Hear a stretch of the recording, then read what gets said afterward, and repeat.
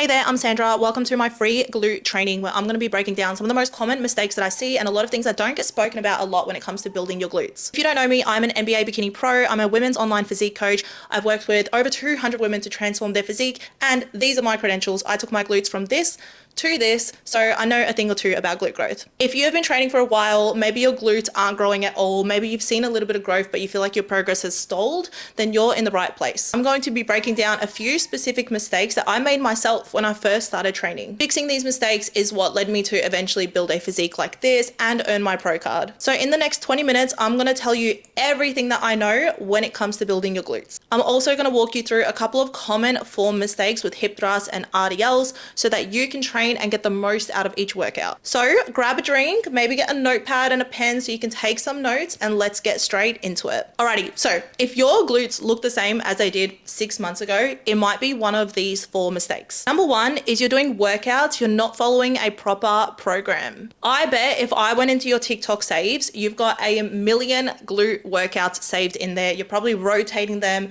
trying different things from different creators. This is fine, and this might work for a little while. Like, something is better than nothing, but eventually you're gonna need something a little bit more structured, because doing random workouts is going to give you random results. Your muscles are going to grow by beating what you did in the last session. In order for your muscles to actually be able to grow and adapt, you have to be repeating the same movements. Rather than trying a new booty circuit that your favorite TikTok influencer has just posted, you want to pick a few compound movements and actually get really fucking good at them. Random training gives your body nothing to measure against, so it gives your body no reason to change. And there is a big difference between working out and training. Training comes with progression. It comes with strategy. Each exercise is in there for a purpose. Each set serves a purpose. Whereas working out is just going into the gym. Maybe you're following a random program that you found online. Maybe you got a ChatGPT training plan. Maybe you're just doing whatever machine is free. If you're a total beginner, like I said, yes, this might work for a little while, but after about 6 months or so of training, you're gonna need a little bit more strategy. Number 2, you're not actually progressing. There is a big difference between actually making progress in the gym and just showing up, and ego lifting as well. If you've been stuck on the same weights, same reps week after week, then you're not actually making progress in the gym. And if you're not making progress, your glutes aren't going to progress either. Or I see girls swing the other way and they're just ego lifting all of their movements. I remember when I first started training, not when I first started training, but maybe my first year or 2 of training, I started putting like 300 kilos on the barbell for a hip thrust. There was absolutely no reason for me to be lifting that much weight, because there is no way that I was actually fully locking out my hips at the top. I was using my quads, I was using my lower back. I wasn't actually working the target muscle. See this really, really commonly, especially with hip thrusts. Hip thrusts tend to be a massive one because yes, it looks really impressive having all of these big fat plates on the bar, but if you're not actually using your glutes properly, you're just ego lifting and you're going to do more harm than good. And that is probably why I have lower back issues now. So take it from me, I have made this mistake before. Number 3 is that you're chasing a burn or sweat or soreness. None of these things are indicators of a good workout. You could do 100 reps with a booty band and you'll probably get a bit sore and you will get the burn, but that's not actually going to lead to growth. Burn might feel productive, but it's not the right stimulus that we're actually looking for. Muscles are built through mechanical tension. The burn is simply a buildup of lactic acid in your muscles. It's not actually tension. Your glutes are one of the biggest and strongest muscles in your body. They are going to respond to heavy compound movements. Big mistake that I see a lot of girls make is they will copy a bikini competitor's glute day, where she has probably been training for the last 10 years. She did not build her glutes with abductions and kickbacks. That might be what she's doing now because her training is super specific, but she built her glutes with RDLs, with barbell squats, with heavy hip thrusts, spamming isolation work and accessory work. Like I said, it feels productive because you're getting a burn, you're getting a pump, but you're not actually putting quality stimulus on your muscles to grow. That's why in the Sculpt membership, we build all of the training around big movements that are actually going to give you the most bang for your buck, and we sprinkle in some accessory work to hit those smaller muscle groups. And number 4 is changing programs too often. I actually had a client come to me and she told me that her last coach was changing her program every 3 weeks. This is a silent killer because again, it feels productive. You might be getting sore, you might be getting a burn because you're doing new exercises that you haven't done before. But like I said earlier, our muscles grow due to adaptation. And if we're not doing the same movement for a long enough period of time, we're not giving them a reason to adapt. You should be spending at least 8 weeks doing the same movements over and over so you can actually get good at them and actually get strong in them. Program hopping, it might feel exciting, it might feel motivating. You're going to the gym with your new program. I understand maybe you get bored of the same exercises after a few weeks, but are you not bored of not having the glutes that you want as well? Alrighty, if any of these hit home for you, that's good because they are all fixable.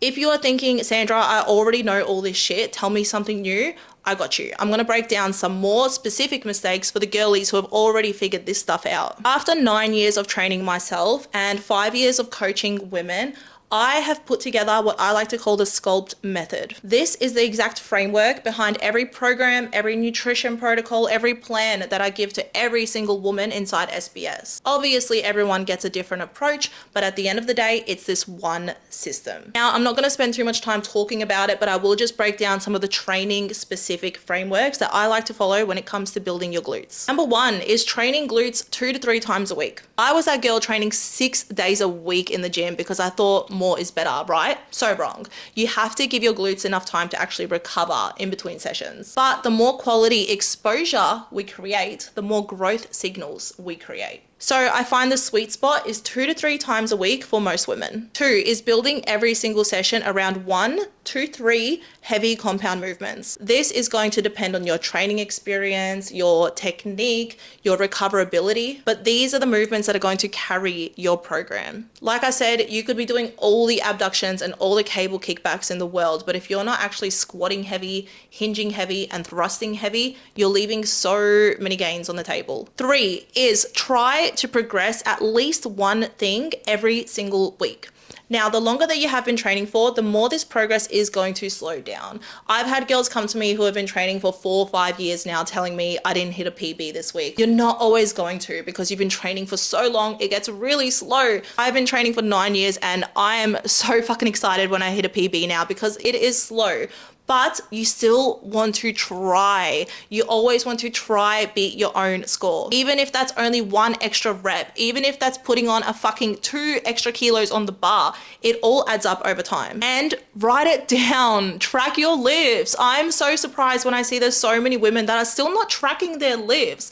At least put it into your notes app. You want to track your progress so you can actually look back on it and see where things might be falling apart. You have to be able to identify the gaps. Where are you not progressing? Where are you progressing really well? This is all data that's going to give you answers. If you're not tracking, you're guessing, and that goes for your food too, but we won't talk about that today. Number 4 is to hit your glutes from all 3 angles. You want to work your glutes in a lengthened position, so a stretch when your muscle lengthens. Think about an RDL. When you're bent over, your glute is nice and long. You want to work your glutes in a shortened position. Think about the top of a hip thrust. Your glute is fully contracted. It is shortened. We're squeezing at the top. And we want to work our glutes in an abduction. So moving our leg out to the side or slightly behind us. Kickbacks, abductors. A lot of women are just spamming hip thrusts, or they're spamming RDLs, or they're spamming squat type movements. You have to hit your glutes from different angles and different resistance profiles. This is going to build a full round glute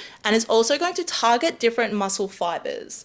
Because we have 2 different muscle fibers in our muscles. We have fast twitch and slow twitch. We want to target both. The more fibers that we target, the more growth that we see. And these fibers respond differently to different movement patterns. And 5, I know I already said it, but I have to make it clear. Stay on the same program for at least 8 weeks at a time. This is why in the membership, we cycle programs every 8 weeks. We focus on progression over these 8 weeks. It sounds really simple, and that's because it is simple. The basic shit works. And a lot of women go wrong chasing like this magic dragon, trying to find the secret sauce when it's the simple basic stuff that actually makes the biggest difference over time. We just have to get it right. Now, none of this is going to work if your technique and your execution looks like shit. And I say that with so much love because my technique used to be very shit. I'm sure yours is better than mine was. So let's break down some of the common technique mistakes that I see. Alrighty, number one, let's talk about the hip thrust. I love the hip thrust. It's one of the only exercises that works your glutes really well in that shortened position, but I see it butchered a lot. First mistake that I see is arching your back. When you're in your hip thrust, you never, ever, ever want to arch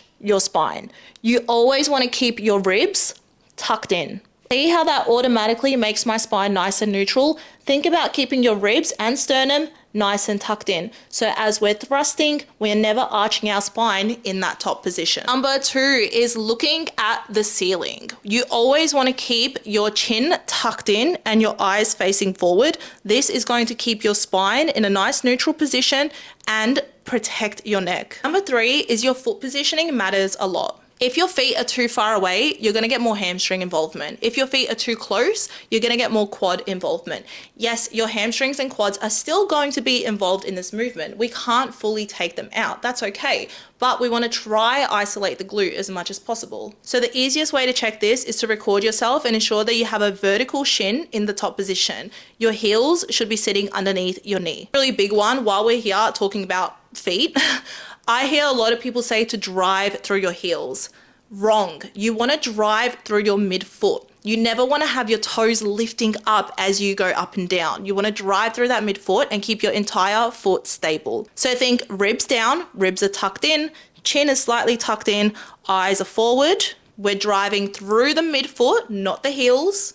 And we're fully locking out at the top. We're not ego lifting our hip thrust anymore. All right, second one, I had to talk about this because this is the one that so many girls struggle with. And honestly, I struggled with this for years. It took me a long time to master the RDL, so let's go through it. So once again, we also want to focus on keeping our ribs tucked in. The number one cause of lower back pain when you're going into an RDL is having that arch in your spine. So always keep the ribs tucked. Your ribs are tucked in to your belly button. Second thing, don't forget to engage your upper back. Think about holding credit cards in between your armpits the whole time. That's going to cause you to activate your lats and it's going to create tension through the upper back, which again is going to stabilize and support your spine. We're going to take a big breath into our tummy. We never want to forget to brace our core. Again, that's going to support your lower back. So squeezing our armpits, ribs are tucked in. Big breath into the tummy. Get up and try it with me, all right? Let's practice together. Big breath into the tummy, and then we go into our hinge. A lot of women are getting lower back pain with RDLs, and they always just think it's their hinge, but most of the time it's their brace and what's going on with their upper body. Because if you're not stabilized and engaged through your core and your upper body, your spine, it's not fucking stable. Of course, you're gonna get lower back pain. And another one, lower is not always better. We all have different anatomy and we all have different structures. You might see a girl online go all the way down here, but then when you try to do it, you're getting lower back pain. You only wanna go as far back as the hips can go. For me, it's about there. Once I go past this point, I'm dropping with my upper body. See that? My hips are no longer moving, but I'm dropping with my upper body. So we're only going as far back as the hips go, and that looks a little bit different for everyone. So remember, everyone's body is different. My RDL is gonna look different to your RDL. This goes the same for squats, everything. We're all shaped differently and we all have different bodies. So it's important to find the right technique that works for you. But the number one thing is to stay engaged. That's the biggest thing that no one talks about, and it makes a world of a difference for all of my clients that I teach this. Alrighty, let's talk about, are you actually training hard enough? Because chances are you might not be. Because training hard is a skill. It's a skill that you have to develop, and you don't know your limit until you reach your limit. A lot of women in their first few years of training are simply not pushing themselves to their limits, and your muscles grow within those last few reps of failure. Failure meaning that you can't get another rep with good technique. All of your working sets should be finishing within 1 to 2 reps in reserve, meaning 1 to 2 reps before you hit that point of failure. So the next time that you do a set, ask yourself, if someone offered you $1,000 to get 3 more reps, could you have done it? chances are you probably could. Start pushing yourself. Go on a machine that you feel comfortable on, like a leg extension, something safe and comfortable, and do as many reps as you can until you physically cannot lift that weight back up, so you can learn what true failure feels like. That set will become your reference point, because once you experience it, you'll probably realize that you're so much stronger than you think, and you can do so many more reps than you think. And again, your muscles grow on adaptation. If we don't force them to grow, they will not grow. We have to force them. We have to really challenge them. And the last piece that I'm going to quickly touch on, I'm not going to talk about nutrition too much here because we dive into it a lot in the membership.